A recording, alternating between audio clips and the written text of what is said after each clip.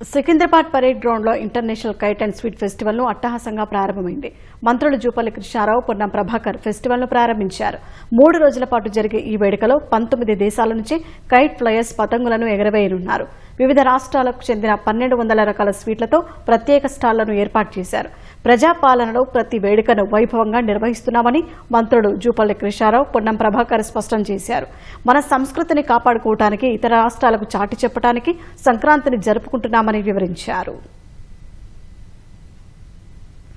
మన హైదరాబాద్ కేంద్రంలో kite festival, city festival ఇంత పెద్ద ఎత్తున జరుగుతూ ఉంది. మెట్రో ఫెసిలిటీ ఉంది. మహిళలు ఉచితంగా హైదరాబాద్ బస్సులో వాడుకోవచ్చు.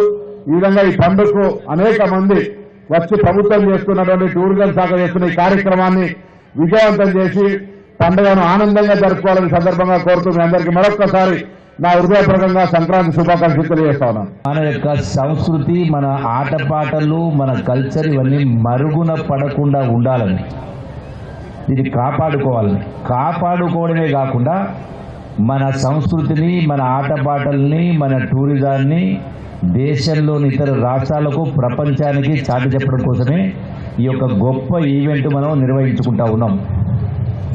ఇది మన యొక్క సాంప్రదాయం.